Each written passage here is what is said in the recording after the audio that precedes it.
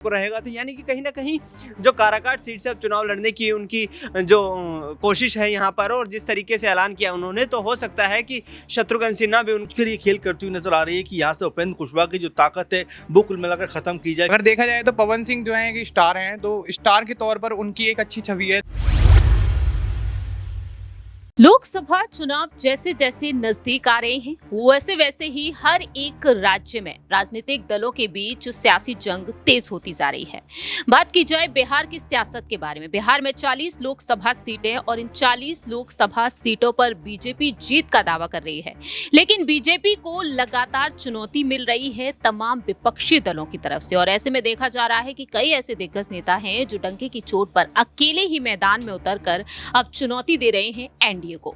बात की जाए भोजपुरी इंडस्ट्री से ताल्लुक रखने वाले मशहूर गायक पवन सिंह के बारे में, तो अब पवन सिंह भी मैदान में उतर आए हैं। पवन सिंह अब उपेंद्र कुशवाहा को चुनौती देते हुए नजर आ रहे हैं। आखिरकार पवन सिंह जीत हासिल कर पाएंगे या नहीं, ये बेहद बड़ा सवाल उठता है। नमस्कार, नेक्स्ट 9 न्यूज देख रहे हैं आप। मैं हूं आपके साथ प्रांशी राठौर। स्वागत है आपका हमारे खास प्रोग्राम 2024 का महासंग्राम में।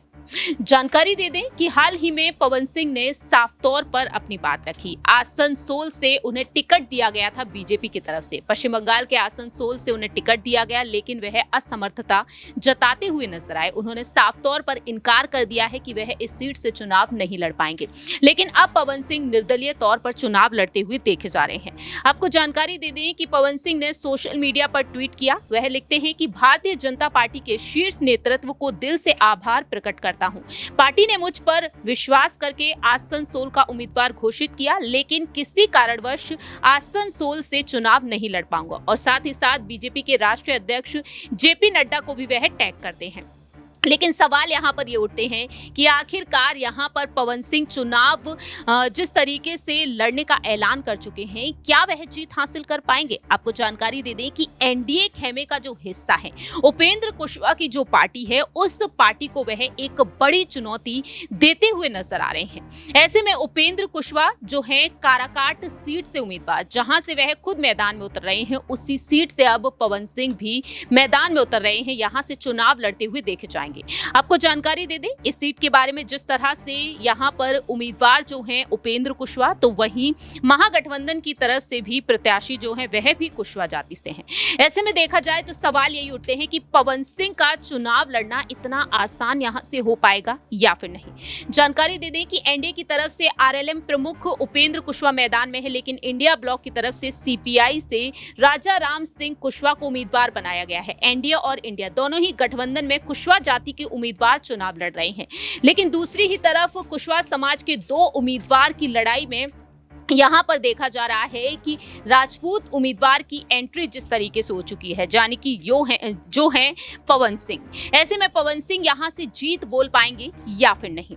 दरअसल आपको बता दें कि बिहार की कुल आबादी में देखा जाए तो सवर्ण जातियों की भागीदारी 15% से अधिक है। लोक नीति CSDM के मुताबिक यहाँ पर सामने आया कि 2019 के लोकसभा चुनाव में 65% सवर्णों से एनडीए को वोट किया था, और 2020 के बिहार चुनाव में एनडीए को 54% यहाँ पर इस जाति के लिए वोट मिले थे। लेकिन ऐसे में सवाल यहाँ पर खड़े होते हैं कि आखिरकार राजपूत की यानी कि पवन सिंह की जो एंट्री हुई है, क्या वह यहाँ पर जीत बोल पाएंगे इतनी आसानी से या फिर नहीं। सवाल यहाँ पर न्यूज रूम में बैठे हुए सहयोगियों से रहेगा कि आखिरकार पवन सिंह और उपेंद्र कुशवाहा को लेकर वह क्या कुछ कहना चाहेंगे। जिस तरह से पवन सिंह ने अब एक देखा जाए तो सियासी जंग छेड़ दी है। बीजेपी ने जब उन्हें टिकट दिया तो उस टिकट को वह दरकिनार करते हुए नजर आए, और साफ तौर पर वह इनकार कर चुके हैं चुनाव लड़ने से कि आसनसोल से तो वह चुनाव नहीं लड़ेंगे। लेकिन अब वह एनडीए का ही हिस्सा उपेंद्र कुशवाहा को चुनौती दे रहे हैं। क्या वाकई में बीजेपी की अब यहाँ पर मुश्किलों को बढ़ाती हुई नजर आ रहे हैं पवन सिंह? पहला सवाल यहाँ पर लेना चाहेंगे दिनेश से कि आखिरकार बिहार में जिस तरह से सियासी सरगर्मियां काफी तेज होती हुई नजर आई, जिस तरह से बिहार में हम देख रहे हैं कि निर्दलीय तौर पर चुनाव लड़ने के लिए पप्पू यादव भी आगे आ चुके हैं। क्या पप्पू यादव यहां पर देखा जाए तो कांग्रेस का समर्थन आने वाले समय में पा पाएंगे या फिर नहीं, ये सवाल उठ रहा है। लेकिन ऐसे में यहां पर निर्दलीय तौर पर अब देखा जाए पवन सिंह भी आ रहे हैं। क्या पवन सिंह को बीजेपी का समर्थन मिलता हुआ नजर आएगा यहां पर या फिर नहीं? देखिए, जिस तरीके से प्रांशी आसनसोल से पवन सिंह को टिकट दिया गया था, उस दौरान उनकी ये खबरें तेज हो रही थी कि आरजेडी से कहीं ना कहीं बिहार की आरा सीट से उनको चुनावी मैदान में उतारा जाएगा, और इसी चक्कर में उन्होंने जो है अपना जो टिकट मिला था उसको वापस लौटा दिया था। अब चुनाव के वक्त पर जिस तरीके से शत्रुघ्न सिन्हा से एक सवाल किया गया कि बिहार के कोई सुपरस्टार राजनीति में एंट्री कर रहे हैं, पवन सिंह नाम बताया, तो उन्होंने कहा कि हाँ, मैंने नाम सुना है, मैं जानता नहीं हूँ, और यदि कोई बिहार का जो ज़मीन से जुड़ा हुआ व्यक्ति राजनीति में आ रहा है और बिहार के लोगों की सेवा करना चाहता है तो अच्छी बात है, हमारा सपोर्ट उनको रहेगा। तो यानी कि कहीं ना कहीं जो काराकाट सीट से अब चुनाव लड़ने की उनकी जो कोशिश है यहाँ पर, और जिस तरीके से ऐलान किया उन्होंने, तो हो सकता है कि शत्रुघ्न सिन्हा भी उनको सपोर्ट करते नजर आए, क्योंकि एक सुपरस्टार के रूप में जाने जाते हैं बिहार की यहाँ पर जो है बॉलीवुड इंडस्ट्री हो या फिर लोक गीतों के माध्यम से तमाम जो है बिहार के लोगों के बीच काफ़ी मशहूर है पवन सिंह। और अब ये देखना होगा कि भारतीय जनता पार्टी का जिस तरीके से टिकट मिलने पर वो आभार प्रकट करते नजर आए थे, क्या उनको चुनावी लाभ मिल पाएगा। लेकिन यहाँ पर यह सवाल भी बनता है, जिस तरह से तेजस्वी यादव ने आज बड़ा बयान दिया, तेजस्वी यादव साफ तौर पर कहते हुए नजर आए कि चुनाव वाकई में उन्हें लड़ना चाहिए, तो क्या आने वाले समय में तेजस्वी इस मौके का पूरा फायदा उठाते हुए नजर आ सकते हैं? हाँ, देखिए प्रांशी, मैंने पहले भी कहा कि आरजेडी की तरफ से उनको आरा सीट से चुनावी मैदान में उतारने की कोशिशें की जा रही थी। हालांकि पवन सिंह शायद ये जानते होंगे कि यदि किसी दल के साथ मिलकर के चुनाव लड़ते हैं तो शायद वो इमोशनल अटैचमेंट, लोगों के साथ जो उनका जुड़ाव रहा है लगातार, जो जिस तरीके से वो कलाकार हैं, और वो शायद उनको लाभ ना मिल पाता हो, इसी कारण से उन्होंने निर्दलीय चुनाव लड़ने का फैसला किया है। और उन्होंने कहा है कि मेरी माँ से मैंने वायदा किया था कि मैं 2024 में लोकसभा का चुनाव लड़ूंगा, और इसीलिए मैंने ये फैसला किया है।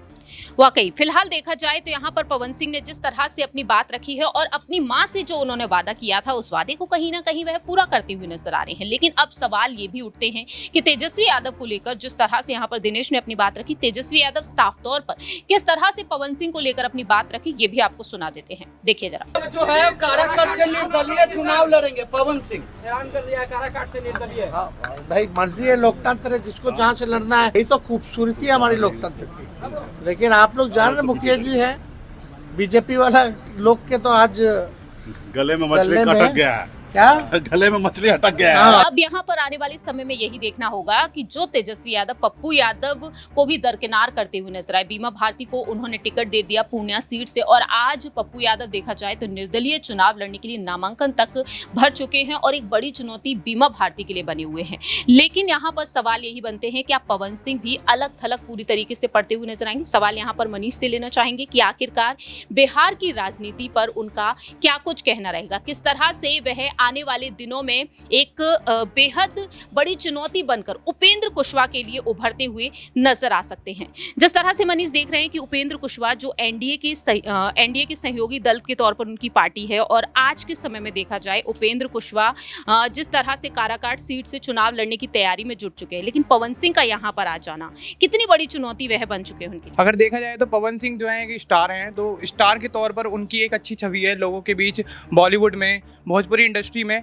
तो उसके हिसाब से उपेंद्र कुशवाहा जो है पवन सिंह के आगे काफ़ी लो लेवल पर हैं, और वो जो पवन सिंह है वो काफ़ी हाई लेवल पे हैं। तो पवन सिंह के उम्मीद ज़्यादा रहेगी वहाँ से। देखिए फिलहाल देखा जाए यहाँ पर जिस तरह से पवन सिंह और उपेंद्र कुशवाहा को लेकर बार बार जो सवाल उठ रहे हैं, तो वही सवाल यहाँ पर आने वाले समय में भी बनते रहेंगे, क्योंकि जिस तरह से चुनाव नजदीक आ रहे हैं, मतदान की तारीखें जैसे जैसे नजदीक आ रही हैं, वैसे वैसे ही देखा जा रहा है कि राज्य में चुनावी हलचल और भी तेज होती हुई नजर आ रही है। आखिरी सवाल यहाँ पर लेना चाहेंगे अमन जी से कि आखिरकार पवन सिंह जिस तरह से मैदान में उतरे हैं, ऐसे में यहाँ पर देखा जाए इंडिया ब्लॉक की तरफ से भी राजा राम कुशवाहा को उतारा गया है, और दूसरी ही तरफ यहाँ से उपेंद्र कुशवाहा है, दोनों ही कुशवाहा जाति से हैं, और ऐसे में यहाँ पर पवन सिंह मैदान में उतर आए हैं। क्या पवन सिंह वाकई में चुनौती दे पाएंगे? चुनाव लड़ने का सपना तो उनका पूरा होता हुआ नजर आ रहा है, लेकिन क्या यहाँ पर वह जीत हासिल कर पाएंगे? इतना आसान रहेगा उनके लिए? देखिए बिल्कुल, जब आसनसोल से उनको टिकट दिया गया, उसके बाद जब टिकट वापस करते हैं, और उसके बाद ही तमाम सारी राजनीति होती हुई दिखाई पड़ती है कि यहाँ पर जो बीजेपी के अंदर तमाम लोगों को टिकट नहीं दिया जा रहा है, वो नाराज़ है। वहीं जिसको टिकट दिया गया उसने टिकट वापस कर दिया। तभी से काफ़ी सारी बातें पवन सिंह को लेकर चलती हुई नजर आ रही थी। लेकिन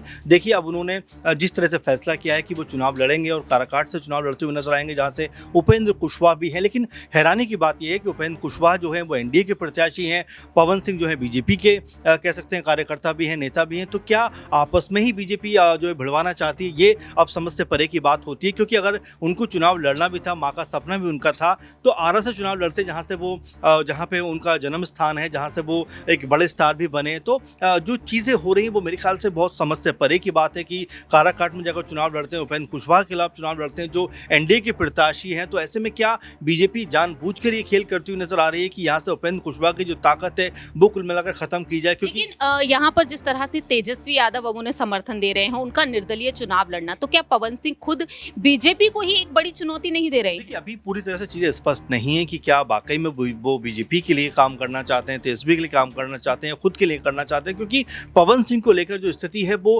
पूरी तरह से शुरुआत से देखा गया कि उलझी हुई है। जब उनको आसनसोल में टिकट मिलता है उसके बाद वो खूब खुश भी होते हैं और तमाम तरह से मिठाई बांटी जाती है और नेक्स्ट डे कहते हैं कि मैं चुनाव नहीं लड़ूंगा। तो कई तरह से पवन सिंह की जो राजनीति वो उलझी हुई दिखाई पड़ती है। अब ऐसे में क्या तेजस्वी के साथ में जो पहले भी ये बात कही जा रही थी कि वैशाली या फिर आरा से वो चुनाव लड़ सकते हैं और आरजेडी के टिकट पर चुनाव लड़ सकते हैं, लेकिन जिस तरह से उन्होंने फैसला किया है कि निर्दलीय वो चुनाव में जाएंगे, अब क्या ये बीजेपी का कोई प्लान है? जो क्योंकि उपेंद्र कुशवाहा को लेकर बड़ी खबर ये सामने है कि वो एनडीए के प्रत्याशी हैं और अगर बीजेपी का ही कोई बड़ा चेहरा जो अब तक रहे हैं पवन सिंह, अगर वो उनके खिलाफ चुनाव लड़ेंगे तो यहाँ पर स्थिति कुछ और बनती हुई दिखाई पड़ेगी। ऐसे में सवाल उठ रहे हैं कि क्या पवन सिंह ने जो ये कदम उठाया क्या सही कदम उठाया? क्योंकि अगर पवन सिंह को चुनाव लड़ना ही था तो आरा से चुनाव लड़ सकते थे या उसके आसपास कोई चुनावी क्षेत्र में जा सकते हैं। लेकिन जिस तरह से उन्होंने काराकाट को चुना है उसको लेकर अब तमाम सारे सवाल खड़े हो रहे हैं। अमन जी, यहाँ पर एक और सवाल ये बन जाता है कि उपेंद्र कुशवाहा की पार्टी को एनडीए में महज एक ही सीट मिली और काराकाट से वह खुद चुनाव लड़ रहे हैं।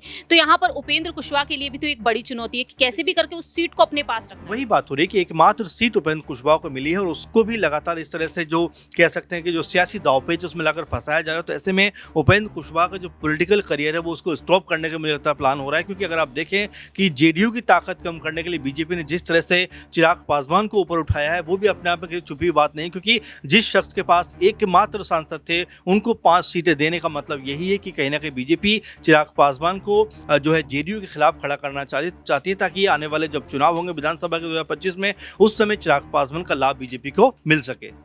वाकई फिलहाल देखा जाए यहाँ पर पवन सिंह को लेकर जो बात कही है अमन जी ने, जिस तरह से यहाँ पर पवन सिंह को अगर बीजेपी की साइड ही वह हैं तो वह उपेंद्र कुशवाहा को एक बड़ी चुनौती देने में, यहाँ से निर्दलीय चुनाव लड़कर अगर सफल हो जाते हैं, जीत जाते हैं, तो उपेंद्र कुशवाहा के लिए एक बड़ी मुसीबत खड़ी हो सकती है कि महज एक सीट उन्हें मिली है इन लोकसभा चुनाव में और उस एक सीट पर भी अगर वह हार जाते हैं तो जाहिर है कि 2025 में जब विधानसभा चुनाव होंगे बिहार में तब यहाँ पर मुश्किलें बढ़ सकती हैं। अब देखना होगा कि आने वाले दिनों में उपेंद्र कुशवाहा की जीत यहां से होती है या फिर पवन सिंह की, या फिर इंडिया ब्लॉक के जो उम्मीदवार हैं वह बाजी मारते हुए नजर आएंगे। फिलहाल इस खास प्रोग्राम में इतना ही। बाकी की तमाम अपडेट्स के लिए देखते रहिए Next 9 न्यूज।